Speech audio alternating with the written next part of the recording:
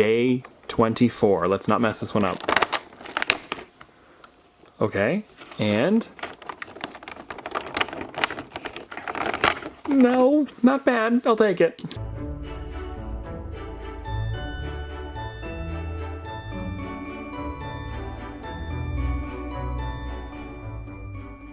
Hi guys, Top Pops here, and in today's video, we're going to be taking a look at some of my favorite Christmas Pops. So let's get started!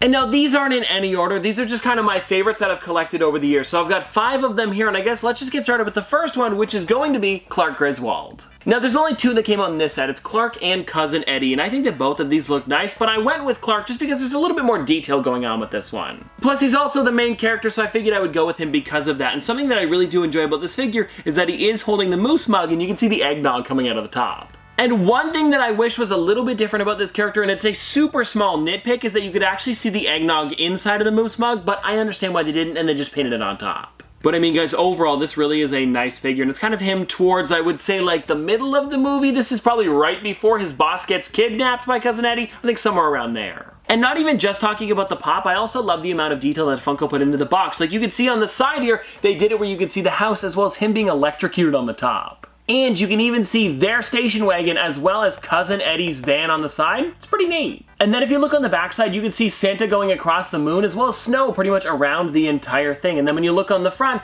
they did a little bit more too by adding Christmas lights all the way around the box. And I'm wondering if somebody over at Funko really enjoys the National Lampoon's Christmas Vacation, because there is a lot of great references to the film on this box as well as the figure. And now this next one that we're going to be talking about actually came out this year, but I wanted to do a mix of both old and new figures, and this one here is the Gingerbread SpiderMan, and I thought that this one was pretty fitting, especially because Spider-Man No Way Home just came out recently. And don't worry, I'm not going to be talking about any spoilers, but what I do want to talk about is the amount of detail that Funko put into this pop as well as the entire set. And now there was 3 that I was really debating on here. It was the Gingerbread Captain America, we have the Gingerbread Iron Man, as well as the Spider-Man here, but I went with Spider-Man because he is kind of jumping in the air, and I really do like that. And the reason that I was going to go with the other ones is because you guys can see there was a lot of great detail, especially with the Iron Man being floating in the air. He's kind of like, I guess, like boosting himself up with icing. And then the Gingerbread Captain America, if you look on the backside of his shield, you can actually see like a little glob of like icing, almost like they put it together like a real gingerbread man. And so I think Funko outdid themselves with this line, especially because it looks like it could actually be real gingerbread. Oh, and one other thing that I really do enjoy about the back of the box is that you can see the number is actually inside of an ornament. You guys can see it's kind of hanging from the top. I like that. Oh, you know what? Let's do this one next. This one here is Jingles, and this is actually one of Funko's own characters that came out 2 years ago now. So not that long ago, but it is a really nice one. And the reason that I'm putting this one on my list is because of how unique it is. When Funko makes their own characters, they really do go all out. Like I've got a full section of them back here, and you guys can see they are some pretty crazy characters. Like just to give you guys an example, let's do this one here, the Frank Von Wiener. And if you guys want to see it, it's literally a hot dog vendor, but he's also a hot dog. And so I think it's fun that Funko likes to come up with their own characters every once in a while and make them pretty unique as well. And just looking at Jingles' face, he is definitely a weird one with like the 2 little teeth sticking out as well as his eyes looking pretty deranged. I don't know, there's something about him that just seems a little bit off, and I like that about him. Oh, and also on the back side of every single one of the Fantastic Plastic characters, you can see that they actually create their own logo for them. So this one here is Jingles, and it pretty much looks just like him, but it's an ornament. And speaking of ornaments, because Jingle is an ornament, you can actually take the hook and put him onto your tree, so that is a nice little added bonus to this character. See? Look, come on, tell me that's not cool. Now, if you guys have been watching the channel for a while, you would know that I would not miss an opportunity to talk about this pop. It is Narwhal from Elf.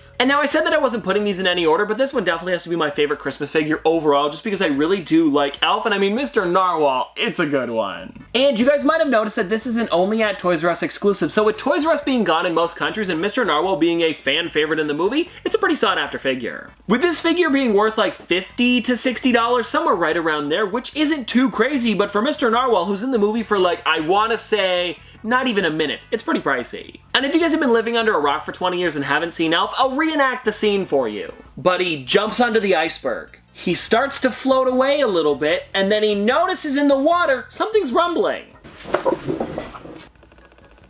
I'm Mr. Narwhal. Bye, buddy. Hope you find your dad. Thanks, Mr. Narwhal. That's literally it! And now this one is a nice one, and also the last one that we're going to be talking about today. What was that?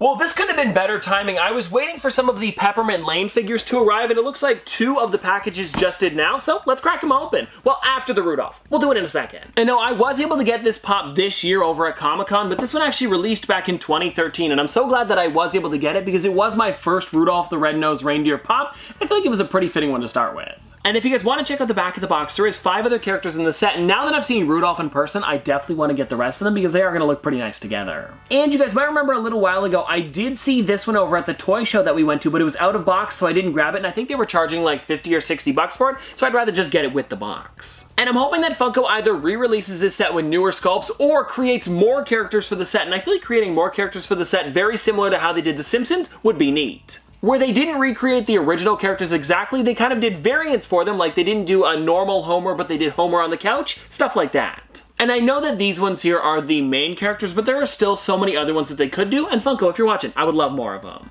Okay, now everybody, let's crack into these boxes.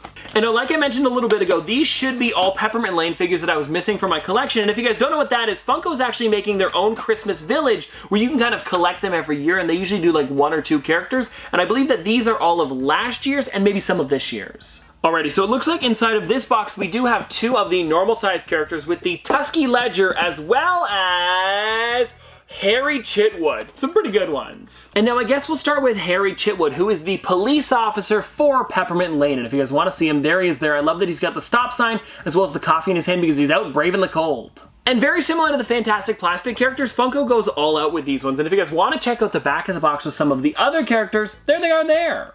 And I do really enjoy this entire set, but I think my favorites are the Mayor Patty Noble as well as the Randy and Rob 2-pack. And then if you guys want to check out Tusky Ledger, here they are here. Now, I'll be honest with you guys, I don't actually know what Tusky Ledger is a part of. Possibly the library or something like that, or maybe they just keep like a list of all of the different people in the town. I'm not 100% sure. I wonder if there's any more information on the inside of the box. It just says Peppermint Lane Tusky Ledger. So yeah, I really don't have any clue. And if you guys know more than me, please let me know in the comment section below. Like maybe this is some profession that I'm just totally blanking on, but either way, it's a really nice pop and I'm glad I was able to get it. And you know what I was thinking about, guys? It's actually pretty fitting that all of the boxes that came in today were all Christmas figures. And now let's get on to this bigger box here, which should have one of the buildings in it. I hope so. Ooh, okay, I can see it. It is one of the buildings, and let's find out what this one looks like. The box looks to be in pretty good condition, too. I mean, so far, I haven't taken it all the way out, but it does look pretty clean. And if you guys want to check it out, this is the Harriet Camber with Snowflake Field. And I don't really want to tell you guys how much I had to pay for this one, but for some reason, this figure is going for a pretty hefty price. And I don't really know why, because it only came out, I think, last year. Yeah, it says 2020 on here. And, well, I'll tell you guys anyways. I had to pay $115 for this thing, but I think it was worth it because it's the last one I needed for my set. And you know what, guys, just for fun, I haven't actually looked up to see how much this figure is worth, so let me scan it into the Funko app because I don't think it's going to be $115.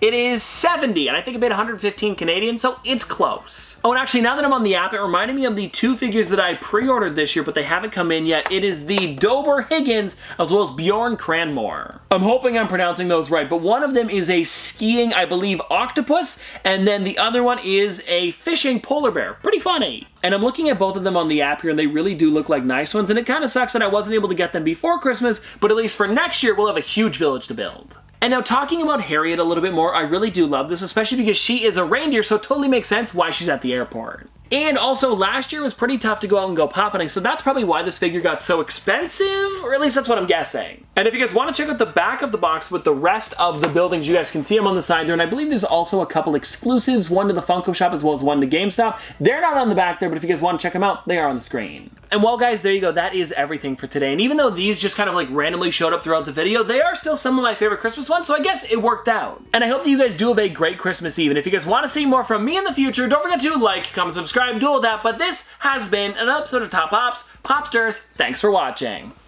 See you guys tomorrow. Whoa, I'm a big bag hunter with the bow.